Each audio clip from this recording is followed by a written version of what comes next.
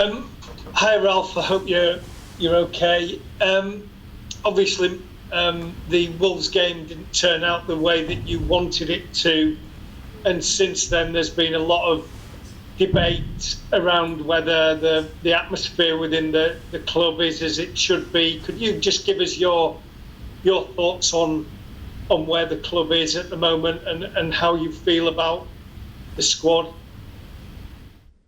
Well, I can only tell you about the squad, obviously. I don't know about the atmosphere inside the club. I can only speak about the players, the locker room, the coaching staff. Obviously, everybody was very disappointed after the game, not only about the result, but also about the performance, especially in the first half.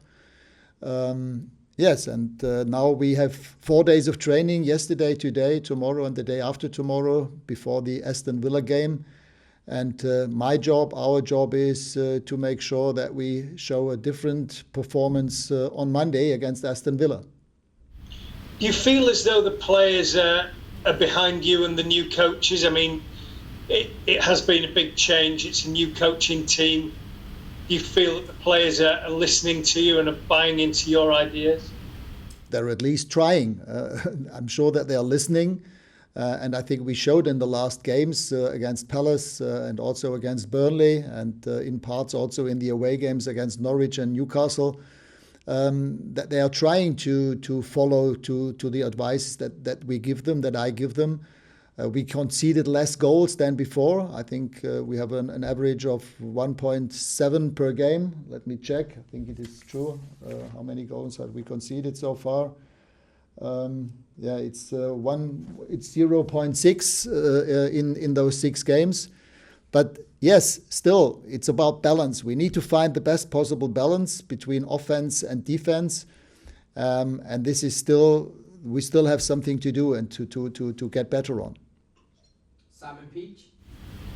Hi Ralph. I was just wondering how the group, I guess yourself and coach staff, have reacted to the loss, and did it make you understand just how much a result can be amplified at arguably the biggest club in the world?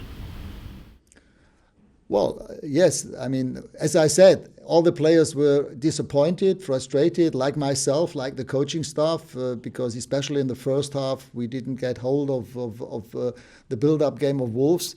Again, second half was better, but we just didn't score. We didn't score the first goal, but conceded it 10 minutes from time. And as I said, it's a question of balance of offense and defense. I think offensively we have quality, we can show the quality, but at the same time we need to find the best possible balance, offense and defense. Continuing that theme, there's a lot of talk, and there has been before your arrival, about the midfield.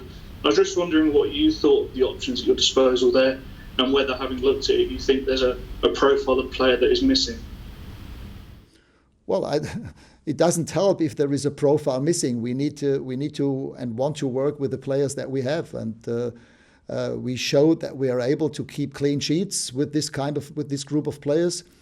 But as I said, at the same time, it's also about what are we doing with the ball and without the ball.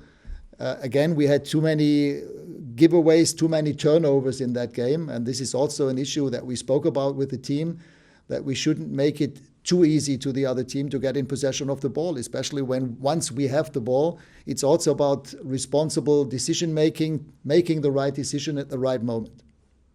Alan Myers. Yes, hi Ralph. Do you think there's a lot of talk this week about the dressing room being unsettled?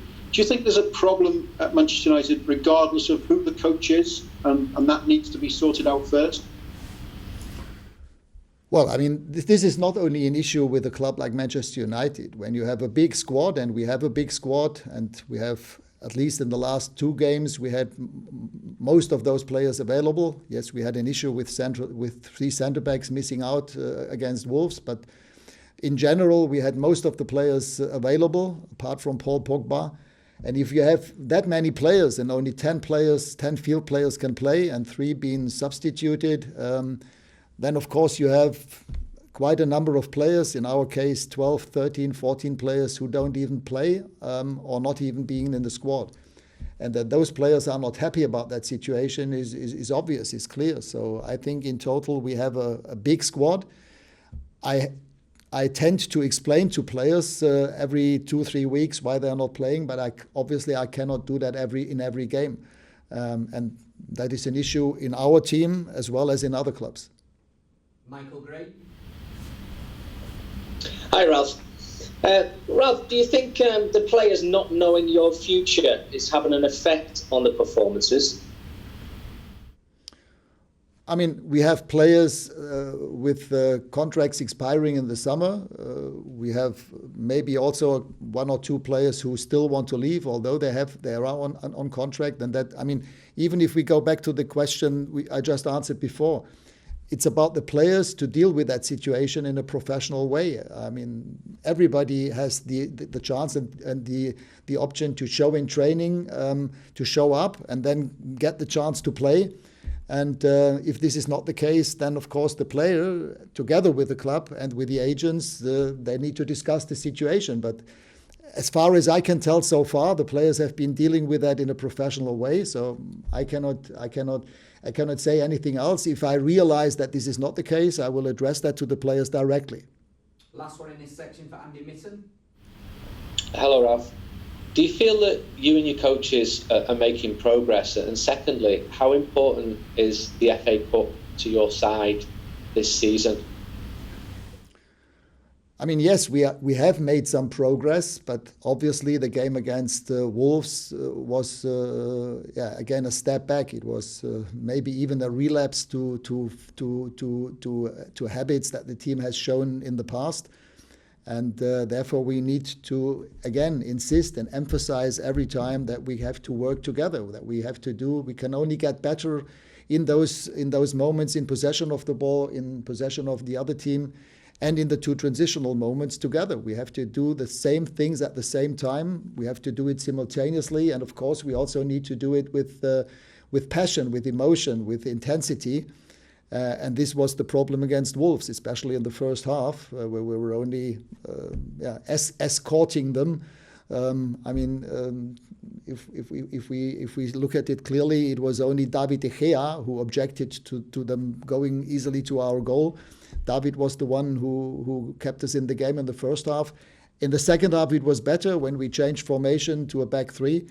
But again, it's about finding a sustainable balance for the future, and this can only be done together.